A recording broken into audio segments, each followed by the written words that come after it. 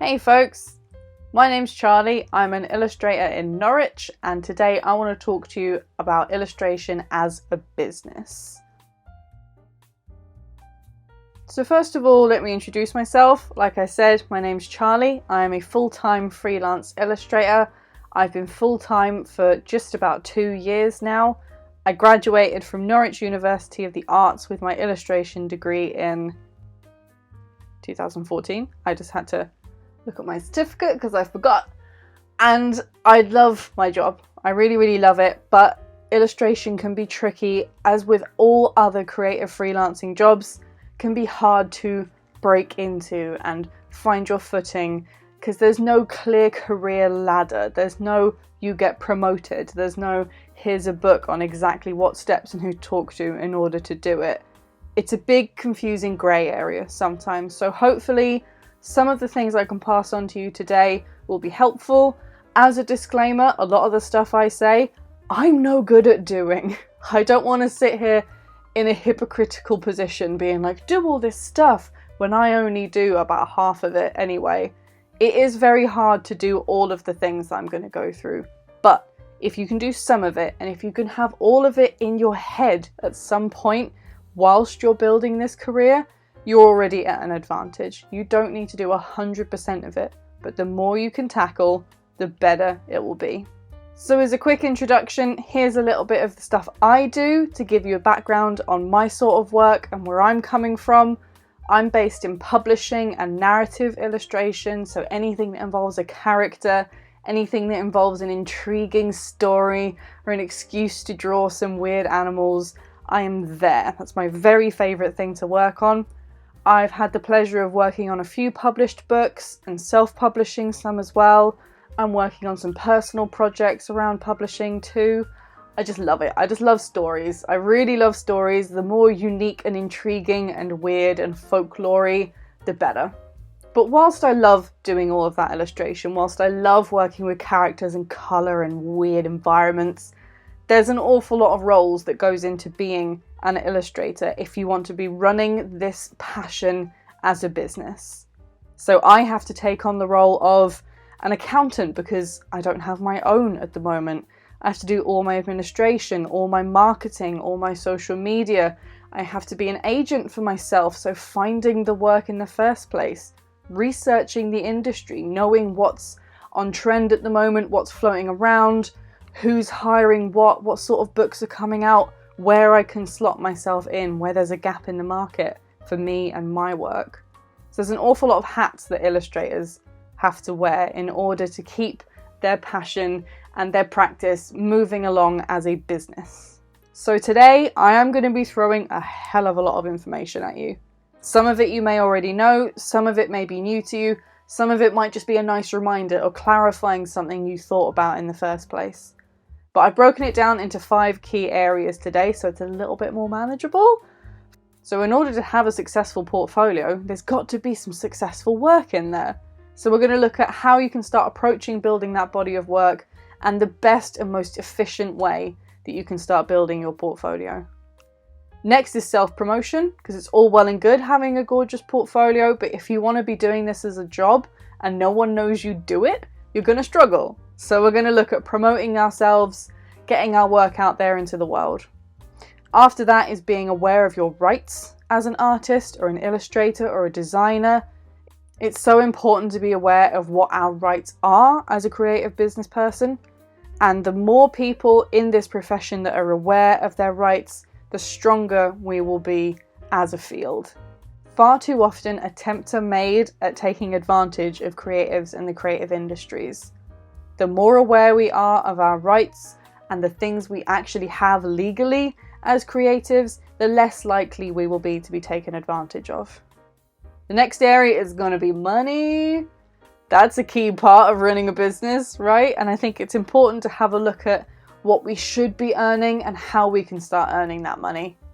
And lastly is things that you can start doing now. So there's, like I said, a lot of information here, but right at the end, I'll give you a few key things that are easy to put into action right now. So first of all, like I said, we're going to be covering building a body of work. So you have a website ready maybe, or a physical portfolio ready to go, but you want more in it, you want more work in it. So you're planning on creating some portfolio work, whether that's self-initiated or someone's given you a challenge or it's a bit of client work. First thing we need to do is check the motivation behind that work and how it will best work for us. So it's all well and good doing gorgeous work that we enjoy doing, but if you really want to have a super successful and business savvy portfolio, there's a gap in between wanting a full portfolio and doing loads of amazing drawing, and that's researching everything, researching every corner of the industry we want to be in, looking at loads of other illustrators and artists who are doing similar things or things that we want to do, things we aspire to do. So by researching all of this, we can be fully aware of the gaps we can see in the market and how best we can fill them with our work. So what things should we be researching? First of all is thinking about which industry you really want to be in, and be as specific as you can. But if the most specific you can get to is, I want to be in publishing, that's also fine. But if you can narrow that down even more to, I want to be in publishing for young adults and book covers in this genre, then that just makes it easier and easier for you to decide what to do to put in your portfolio.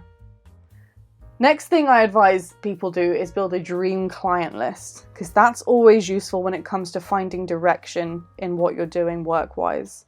If you're feeling a little bit lost or a little bit directionless or finding it tricky to work out what work to do next, a dream client list can be really useful. And this can be as aspirational as you want. It doesn't have to be small companies. This can be big. It doesn't mean you're not a successful business person if you don't get these clients, but it is something to look to for when we're working out what directions to take our work in. Who knows? You might actually get these clients. You may do. If other people can, why can't you? This is sounding like a motivational TED talk. Maybe it is. You can do it. The next thing to look at is current trends. And this isn't so you can mimic the trends that are out there. This is so you can be aware of the trends that are out there. And like I said a minute ago, finding those gaps that your work can fill perfectly. And I say not to mimic purely because, well, A, that's a bad thing to do. You shouldn't be copying people. And B, the trends in the creative industries last 5 minutes. Like, they're so quick and so short-lived. So by the time you've honed your skills at mimicking this trend, it will be gone and dead by the time you've got it just right. So don't mimic things that you see. Instead, see where your work can fit in alongside them. And lastly, who is doing the hiring at the moment? And things may have shifted a little bit in recent times. There's certain areas that aren't hiring as much, but they're quite obvious. Things like live drawing and drawing for events are obviously not a big thing at the moment. But areas like publishing and editorial are still hiring plenty of freelance creatives. So be aware of the specific people, industries, institutions who are hiring. And if you want to get really professional stalky with it, find the art directors and art commissioners on things like LinkedIn, find their names, find their contact details, add that to a little spreadsheet, and then you can keep track of who's hiring and who you can start sending work to once you've got this portfolio ready to go. As well as researching, it's also important to consider certain areas, and this is just a bit of reflection in yourself about your work and the sort of areas that you really want to get into. Consider what you enjoy, like genuinely what you enjoy, not what you think you should enjoy, not what other people tell you you're good at, what you actually enjoy doing. If you were on an island where capitalism didn't exist and you could do and draw whatever it is you wanted, what would you go for? That is an important key area to remember when you are checking your motives, when you are checking what direction your work is going to go in. Because if you put tons and tons of effort and time and money into this business and then you get there and you don't enjoy it, that would be such a bummer. So make sure you are aware of what you genuinely enjoy and why you enjoy it. Remember checking those motives. Make sure you enjoy it because it's in you, not just because other people tell you you should be enjoying it. So next is finding where you best stand out, where your work would be in a unique position amongst other people's. And this can sometimes be quite tricky because there's a lot of pressure on creative people to be fully unique, and that's just not possible a lot of the time. But the more you can avoid the cliche, the more you can move away from stereotypes, the better position you will find yourself in. So where can that work stand out? Whereabouts can you see clear gaps where your work can fit in? And that's not, again, not as easy as it sounds. It isn't a case of scrolling through the magic illustration website and finding a blank page. But the more research and the more hoarding other illustrators' work, the more looking at art directors you do, the clearer these gaps will become, I promise. And lastly is, what do you actually want to achieve at the end of all of this? Would you want to be full-time freelance? Would you want to be working in-house?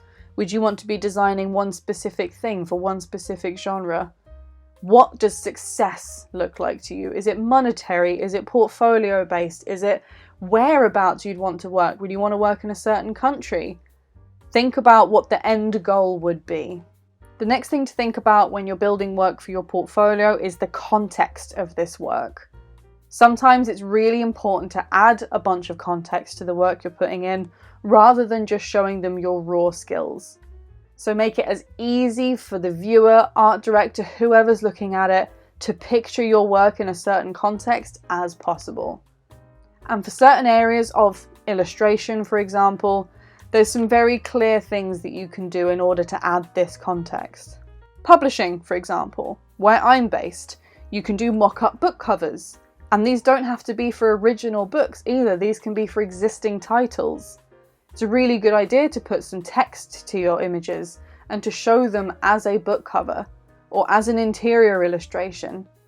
Immediately that will communicate what your work is good for to art directors instead of them having to work out where your work could fit and try to imagine it.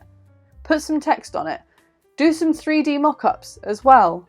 You don't have to physically print these book covers and wrap them around a book and take a photo of them. Do a digital 3D mock-up instead. It's super simple. There's tons of tutorials out there on how best to do it. There's mock-up photos out there that you can use.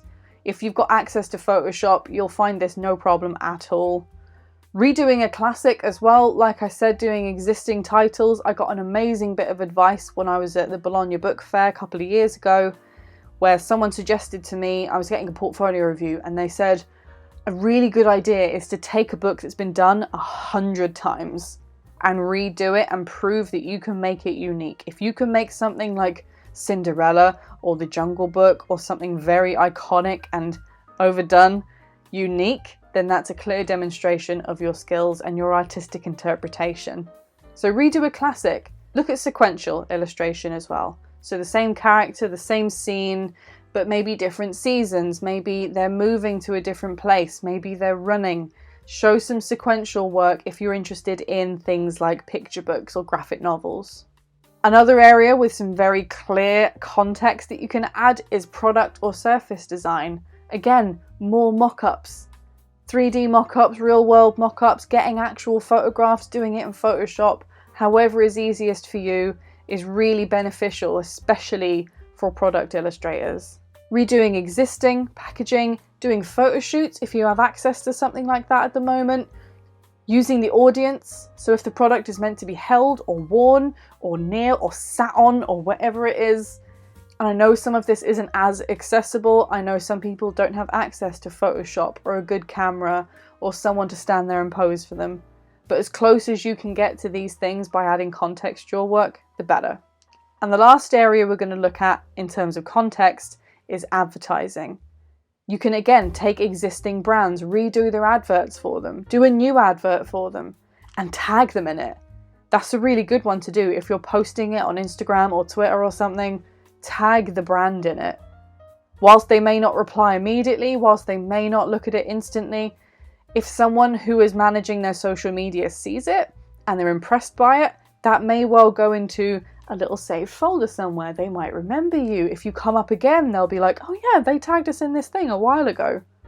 So tag the companies, the brands, the institutions in your remakes. And again, real world mock-ups. So however is easiest for you to do, it immediately adds some context. Take an old picture of a billboard and put your own thing on there. Take a picture of an old poster, put your own one on there. It really, really does help. It makes it so much easier for the viewer to picture your work on the project that they're looking at the moment. They don't have to do any work in their head. It's right there in front of them. So now you have all this beautiful work ready to go. You've researched the industries you want it to fit into. You've added some context to a few of them. It's all out in front of you. How do you decide which ones make the cut? Because you may have tons and you can't put it all in there. It's curated. Remember, this portfolio is curated and concentrated. Only your best stuff will go in here. So how do you work out what makes the cut? There's a few things it has to cover in order to get into this cool kids club of a portfolio. You have to have loved doing it, because there's no point putting something in your portfolio that you wouldn't want to do again. It demonstrates skill, so whatever skill that is, whether it's texture, color, graphite, printing, whatever it is you want to get across you're good at, make sure that's clear in the images. And lastly, like we just discussed, contextualizes your work. So it's fine to show that you can draw, that you can print, that you can create this work. Show them where it will fit. And then things that don't make the cut. So on the opposite side, you hated doing it. If you did a project, even if it was for a big client and you really hated doing it, it can feel quite brutal not putting it in your portfolio. But if you wouldn't want to do it again, don't put it in there, because sod's law, someone will say, oh my God, I love that. Can you do one for me? And you'll be like, oh, please, no. So don't put work in there that you hated doing. Next is it's too old or it's a bit outdated. Maybe you've come a long way since then. Maybe your work has evolved since then. Don't feel obligated to put work in there just because you loved it at the time. If you've progressed tons in the last few months, years, however long, time to cut out the older stuff. And lastly, it's too varied. Now, there's an awful lot of conversation around how varied a portfolio should be, how specialized it should be. But I feel if it's a bit too varied, if it kind of creates more confusion than proof that you're more flexible, then maybe take that one out. It has to look like they were done by the same person as best you can. That's what I think anyway. That's how I approach my portfolio. Some people may think differently, but I think it's good to have flexibility, but not spreading yourself too thin. So that's the kind of work that would go into your portfolio. That's how to build this body of work. And next we're going to look at getting it in front of people, because no one's going to hire you for it if no one knows you exist. So it's time to get this work out into the world. And the two main areas we're going to look at is your website, so your actual portfolio, and social media, because they are the obvious ones. Promotion is online at the moment. There are in-world sort of traditional approaches that are still available to people, but because today we're just keeping this short, we're going to look at these two key areas. So at this point, I would normally ask, because I'd be delivering this talk in person, who has a website? And people would put their hand up. So who has a website? If you put your hand up, that's adorable. It's really good and very, very important to start thinking about your website if you haven't already got one. If you have got one, fab. Still pay attention, because there may be some things in here you might want to add to your website as well. So your website needs to have some key things, key areas to it in order to be taken seriously and seen as a professional website.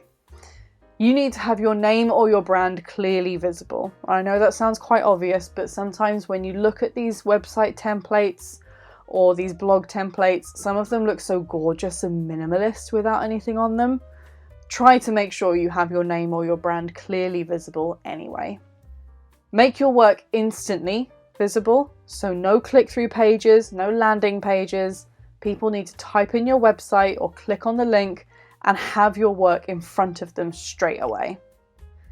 Next will be a brief about page. So this will humanize you. This will make you more approachable to whoever is looking at your work, which is an immediate bonus, because if someone's more likely to want to chat to you, they're going to be more likely to get in touch with a project for you. And then lastly, and second most importantly behind having your work on here, is a contact page. Because you really don't want someone with a massive budget and a really exciting project looking through your work and wanting to hire you, and then not bothering because they can't find your contact details. And a contact page needs to be your email address. No contact forms, but I'll go over that again in a sec. Here are some things that are very, very good to have integrated into your website. These all should be there as best you can.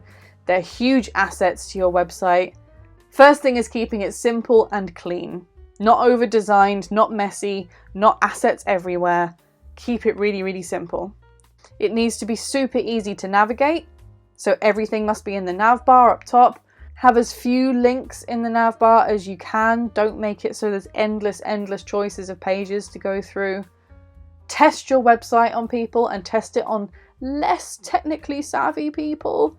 So if you've got maybe a grandparent or someone who's not as familiar with how to navigate and use websites, send it to them.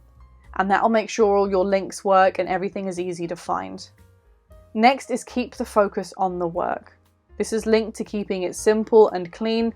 The focus has to be on the work you've put on there. So not on a confusing background, not on a bunch of text everywhere, not on a giant introduction before you get to any of your actual work. Keep the focus on the stuff you want to get hired for. After that is consider having your own domain name on your website. And I appreciate there is a financial barrier to having your domain name, but they're really not that expensive. And it's immediately professional as well. You don't want to have .squarespace or .weebly or .whatever after your name. So mine is just charlivince.com. Perfect. So if you can, get hold of your own domain name. After that is mix your personal and your client work together. You don't need to keep them separate. If anything, this will help you fill some gaps in your portfolio. Remember what we talked about, finding the gaps, contextualizing your work. If you separated the two, it would be tricky to show the client everything they want to see on one page. So don't worry about mixing them up. So lastly is making sure your website is responsive. So this means that it works just as well on a tablet or on your phone as it does on your computer. This is normally automatic for an awful lot of website builders like Squarespace and Cargo Collective and whatnot. All of their templates are responsive at the moment, but do double check anyway and make sure when you are testing your website and sending it to people, they test it on different devices too, because a lot of art directors will just be looking on their phone, on the train, or scrolling through it on their iPad, and you don't want it to be a horrible mess of an impossible to navigate website. It needs to be just as clean and gorgeous and easy to use as it is on your computer. So next up are some areas that we're going to be avoiding for these websites. These are things you're going to want to try and reduce or not have on your website at all. And they are some key pitfalls that I do see an awful lot on websites. And I do want to just be like, no, please take that away. So here's some areas that you're going to want to look out for, some red flags for your website when you're building it. Don't make it over-designed. And I know I just said about keeping it clean and simple, but it's important to reinforce, keep this as simple as possible. Do not over-design it, as tempting as it is to add little flourishes here and there. Avoid busy or super dark backgrounds. And I'm not saying this as every website with a dark background is terrible, but they can drown out your work. They can take the focus away, and they do look a little bit outdated. Older websites had a lot of dark backgrounds, a lot of busy patterned backgrounds. Try to make it look as contemporary as you can. Broken links are a really, really bad thing to have on there and can be so frustrating. That could be something that will put the client off looking at your work at all if a link doesn't work. This will come from testing it, from sending it to different people, but do make sure all your links work. Remove the domain host's branding if and where you can. An awful lot of the time I'll be scrolling through a beautiful website and you get to the bottom and it says powered by Squarespace. You can get rid of that, and you should. This is your website, all right? As much as they're hosting it, this is your website. This isn't something that Squarespace designed. You designed it. So get rid of advertising for people who aren't you. Make sure it loads nice and quickly. So this will come with making sure your images are a suitable size. We'll cover that in a bit. But making sure that everything loads nice and quick, because again, it'll be something that will put an art director off if they have to wait longer than 5 seconds for your website to pop onto their phone. I mentioned this a minute ago, but contact forms. It can be very tempting to put one on your website. Try to avoid them if you can. They were put on websites in the first place to deter people from getting in touch with companies, because it feels like you're sending out this message into the ether. Put your email address on there instead. It's so much more formal, professional, trustworthy. They can send an email straight from their email account. They have proof of it being sent. They can keep track of it. Put your email address on there instead. Don't use contact forms. And lastly is avoiding landing pages. So landing pages, click-through pages, anything, any extra step that people have to take in order to see your work should be avoided if you can. So those are some key things to bear in mind when you're building your portfolio and your own website. Next thing we're going to look at is your social media profiles, because they are what will bring people to your website. It's very hard to stumble across a website. It's much easier to stumble across a social media profile. So we're going to be focusing on Twitter and Instagram today. Facebook, not so much, purely because it is moving down the rankings in terms of advertising for creatives. The two key players are definitely, at the moment, Twitter and Instagram. So first of all, Twitter, and the best ways to conduct yourself and present yourself as a creative professional on Twitter. Be professional and approachable. It's a balance everyone has to strike, and work out where it is you feel comfortable falling on that balance. So long as you make sure you avoid getting into the big arguments on Twitter and try to avoid slagging off different studios or styles or artists. If you really want to vent and do that, have a personal page that's maybe private and do it on there. But on your professional, your business-based Twitter profile, try and keep it professional. But by all means, be approachable. I'm not saying be a business robot. You can be approachable, you can post funny things, you can be personal on there. Just keep it professional. Next is making sure it's obviously aesthetically pleasing. Like, you're a visual creative, this has to look good. Maybe design yourself a gorgeous banner, have your own drawn profile picture, make the colours work alongside it. Make this look aesthetically like it belongs to a creative person. Keep it consistent across platforms, so the same profile picture for things like Twitter and Instagram. Try and keep the colours consistent, try and keep your username as consistent as you can. Just keeping it so people will recognise you if they find you somewhere else. And make sure it's up to date and active. This isn't saying you have to sit down for hours every day updating it, or you have to put everything you ever do online, because that's unhealthy. That will just be bad for your mental health. Keeping it up to date and active just means not letting it go dormant for weeks on end. People need to know you're still using it, otherwise they won't bother to follow you. Next is looking at Instagram, an obviously very popular platform for visual people because it is a visual platform.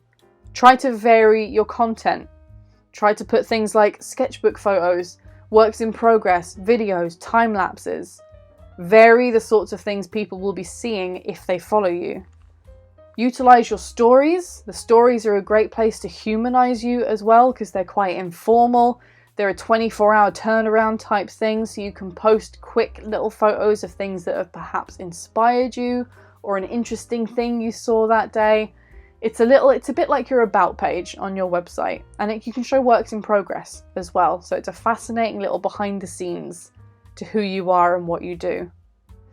Consider turning this into a business account. So on Instagram, there is an option to make it a business account, and this will give you access to analytics so you can track who's looking at your work, what age bracket do they fall into, whereabouts are they from. It'll help you target your content a bit more. And lastly is following art directors. People who are hiring, people who are interested in looking at your work to hire you, not just to appreciate it. So yeah, follow tons of other illustrators, go for it. But also follow the people who will want to hire you for your work, as well as get inspired by your work. So that's promoting yourself. Those are the key foundation areas you need to be looking at to build yourself an online presence and get people looking at this gorgeous work that you have. So next we're going to be looking at being aware of your rights as an artist, because like I said at the beginning, so important for creative people to be fully aware and understanding of the rights and legalities they have as a business person. And we're going to look at 3 key areas of your rights, which are copyright, licensing your work, and protecting your work. So first of all, copyright. Everyone is familiar with the word, but some people may not be familiar with the nitty-gritty bits about copyright. Copyright is basically, very simply, the right to copy. So if you hold the copyright to something, you have the right to copy that work. Whether that's reprinting, licensing it onto someone else, putting it on something yourself, selling it to something. However you want to use it, you own the copyright, so you can do what you want. Copyright is automatically applied to all the work that you complete.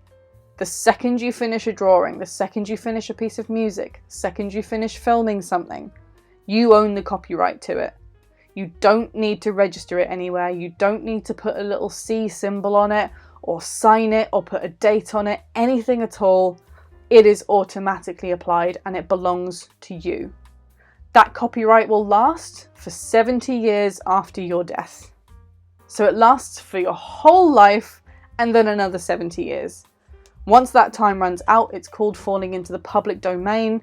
An awful lot of old photographs, footage, music is in public domain now, but it will last for your entire life plus 70 years. And next is there is no copyright in an idea or a style. This is again another misconception. A lot of people think they can copyright an idea or a style, and whilst it would be beneficial sometimes, it would also be a confusing mess. Like, think about it, it's not really possible to copyright a style or an idea. So those things are unprotected in terms of copyright. There is copyright assignment, which is something an awful lot of people will see in contracts. It's often worded as work for hire, but copyright assignment means you are handing over the copyright of your work to the client. And it's not something you want to do. It's something you want to avoid as best you can, because as industry standard, illustrators keep hold of their copyright. We license our work. I'll go over licensing in a minute. But copyright assignment will make sure you lose control of your work. If you assign it to someone else, they have the right to copy. They can sell it to whoever they want. They can print it on whatever they want. Keep hold of it and you will keep control of your work. It is very expensive. If they actually want to pay for the copyright, it's so expensive because you have to cover every single usage they might want to use it for. So at their end, copyright is going to cost them a fortune. It's important to remind clients of that if they are trying to get the copyright from you. You can explain, yeah, sure, here's how much it'll cost. Really? They normally change their mind pretty quick. And lastly, they do not need the copyright. 99.9% of the time when clients ask for it, they super duper don't need it. You can license every single use they want and you still have control, and it'll be cheaper at their end. Copyright is not something that they need despite what they may say. So I mentioned licensing, so I'm going to go over quickly what licensing is and how licensing is so key to illustrators earning an income. Licensing is the rights that you grant the client to use your work, where, for how long, and on what. So some examples of how licensing could look. If it was perhaps a book cover, you would look at the duration or the term that they'd be allowed to use it. Sometimes 3 to 5 years. An awful lot of the time in publishing it would be period of copyright, so they own it for as long as the copyright is in place. The territory would be worldwide or UK or Commonwealth, wherever it is they're planning on selling this work. And the usage is where you clarify where exactly they're allowed to use this work. So for example, publishing, ebook and print book publishing and marketing for that specific book. If you write this as it is, it means they can't go off and use this work on merchandise. They can't go off and sell it to Netflix. They can't do things beyond the license without paying an extra fee to you. Another example would be pitch work or sample work. These licenses are much smaller, so they'll be cheaper, they should still be paid for, But the duration would be a single-use license because it's just to pitch some work. The territory could be local to the client because, again, its only purpose is to pitch. And the usage would be demonstration and development pitch purposes only. So they cannot go off and use this sample work in the final published piece, in the final advertising campaign, without, again, approaching you for a new license fee. So this is how illustrators get paid, not by handing over copyright all the time, but by licensing our work. And another thing to bear in mind is if you do hand over your copyright, technically you're not even allowed to put that on your website because you're copying it onto your website. You're not even allowed to do that. So licensing is so key to retaining control over your work while still getting paid for it. So the next bit we're going to be looking at is protecting your work, especially when you're posting it online, because it is something that people see all the time, work getting nicked and getting used on things they don't give permission for or haven't been paid for. So there's a few steps you can take. Small steps. They're not foolproof, but they will help. One thing is trying to get paid a percentage of your fee up front. Now, I know this isn't always possible in all industries. Things like editorial, you will get paid at the end of the project because it's a very quick turnaround.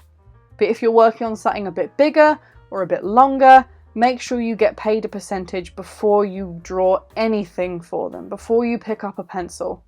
I will always try and get at least 30% of my end fee up front before I do a thing. Next is only uploading 72 DPI images online. DPI is dots per inch. If you're not familiar, it just means the density of the pixels. So if it's 72 DPI, they can't then take that image off the internet and blow it up huge and put it on something else. Put your name in the file name, and if you've got it into Photoshop or something like that, you can also put your name into the metadata of the file. This will just keep a link to you in some way in the image. If this image gets passed around the internet, there is a link to you in there somewhere. Some websites do strip the metadata out of your file, so things like Pinterest and Facebook will remove that information, but some people post anyway. It's up to you what kind of risk and reward balance you want to take with your work. And the last thing is, and I know I just spent ages talking about how you don't need to put a little C on things in order for it to be copyrighted, but putting that little C on the bottom of your website can help. Not because it copyrights your work, because that's already done, but because it's recognizable. People will recognize that as you saying, this work belongs to me. Don't try anything. All right. I know, again, not foolproof. These things aren't a perfect protection against something happening to your work, but they are small steps you can take that can deter people. So the next bit we're going to be looking at is earning money. So this is illustration as a business. Businesses have to earn money. You're going to want to be able to pay your rent, any bills, your incredibly expensive dog food. All of this needs to be paid for through your illustration work if you're going to be running this as a business. So you have to be earning money from it. And I'm going to have my soapbox moment now because I can. You deserve to be paid for your work. Just because you enjoy it, just because it's creative, just because you do it all the time anyway, doesn't mean someone can waltz in and ask you to do it for free. You should not be doing that. Samples, pictures, a quick little drawing, whatever it is. Oh, I'm your family member. Oh, I'm your mate. Can you do it for free? No. You should be getting paid. No other industry gets asked nearly as much as creative industries to do work for free. You wouldn't ask a builder to come in and, oh, can you real quick just fix this for free and I'll see if I like it and then I'll hire you to do the rest. That doesn't happen. The more we respect our time and respect our expertise, the more clients will do so as well. So have respect for the work that you do and do not do work for free. Unless there is some charitable cause that you actually care about and the work would be really good in your portfolio. Sometimes free work can help with that, but on the whole, on the long run, do not work for free as best you possibly can. And also it's important to bear in mind that your expenses are coming out of your pocket. If you were working a normal person job, The boss would be paying for the building you're working in, the materials you're using, the stock that you're selling. Because you are running this self-employed, because you are freelance, those expenses are coming out of your pocket, which means that even if you deduct the expenses, you should still be earning at least this minimum wage. And above. Like, come on, we should be earning more than this. Every human being should be earning more than this. But, sorry, I'm still on my soapbox. And I don't care, it's important. You should be earning more than this. Folks, come on. And good estimation to work towards is 1 to 3 years after graduation. Aim for what designers on average get, which is between 20 and 25,000 per year. Obviously aim for higher, go for it, but you should be in at least this bracket. I've fallen into this bracket once or twice since graduation. Bear in mind I graduated in 2014. It takes a while to build up to that point, but it is absolutely doable. And it is important to mention there is no shame whatsoever in having a part-time job. No matter how relevant or irrelevant it is, if it's an Aldi, whatever, it doesn't matter. There's no shame whatsoever in having a part-time job. You are still an illustrator. You are still a designer, a creative, a professional. Just because you have a part-time job to keep your rent paid doesn't make you any less of a professional. Think about multiple streams of income as well. So don't just rely solely on getting big client jobs or selling this one thing. Try and look at other streams of income that you can investigate as well. Things like merchandise, selling little things on your website, doing streaming or delivering talks or workshops. Hello, it's one of my little streams. Think about small commissions as well, like little one-off ones that you can bash out in an hour or so. These little multiple streams will make sure money is still coming in even if one thing gets quiet. So I did say right at the end, I was going to go over some things that you can be doing now, things you can be exploring right now. And here's a quick little checklist of stuff that you want to have in place as soon as possible. If you've already ticked off some of these, that's awesome. That's so good. Try and get as many of them done as you possibly can. So researching and considering your career path, thinking about your motives before you commit to anything, looking at building that website, thinking about those things I said that it should and shouldn't have. Build those social media profiles to bring people to your website, to bring people to your work. Be aware of your rights and any paperwork involved.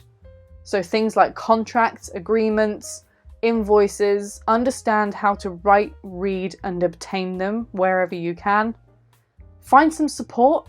And this doesn't just mean finding a mentor that you pay for. It can just mean having an illustrator buddy who's on the same level as you. Someone who's on the same career path as you. Someone who's developing a similar thing to you. Any sort of support will help you feel more able and more motivated to carry on with what you're doing. And lastly is start putting your work out into the world. This can be a big step, especially if you haven't committed to it before. It can feel a bit nerve-wracking, and starting those social media profiles, building that website can be quite hard at the beginning because your follower count will be low, your engagement will be minimal, but keep going, keep building it. You will see things grow. You will see more people looking at and admiring and eventually hiring you for your work. Here's some excellent support and resources that I can hugely recommend. Association of Illustrators. I've been a member since I first started university. I also run the AOI meetups here in Norwich, and I have the pleasure of delivering their business masterclass talks for them. They're fab, they provide support, advice. You can ring them and ask them for advice. You can send them contracts you've received and you're not sure quite what to do with them. They have competitions. Hugely suggest looking at AOI. The Society of Children's Book Writers and Illustrators is a similar sort of system, but focused just on children's publishing. Handbook of Pricing and Ethical Guidelines is an amazing, very big book on giving you actual figures in terms of pricing, because it can be very hard to work out how much to charge people. And this handbook, they've just released the 2020 version. This handbook will really help you build a picture of what sort of pricing you should be sending out to people. And lastly, something that I've personally found really useful is looking at artists on YouTube I don't know if you already do that, but I've found a real nice sense of camaraderie in watching other illustrators on YouTube, especially some really good ones like Franard and Cheyenne Barton, because they're very honest about their practice and they will give honest advice. They won't sugarcoat things as best they can when it comes to posting on the internet. Seeing someone be honest and candid about their practice is really, really useful. And that's what I've got for you today. I warned you it was going to be a lot of information. Like, I did. I pre-warned you. But hopefully an awful lot of that would have been useful. Maybe you've gone through this whole thing and thought, yeah, I already do all of that. In which case, hell yeah, that's incredible. But maybe you've gone through and you've thought, I should do more of this, or I should start looking at that. I really, really hope in some way, however it was, this has been useful for you. And I'll pop my website up on here as well. Please feel free to drop me an email if you have any questions or comments. I'd love to hear from you. Otherwise, I hope everything's okay at your end. I hope your work is going well. If it isn't, it will do soon. And I wish you the best of luck with everything. So thank you ever so much for watching, and I'll see you soon. Bye.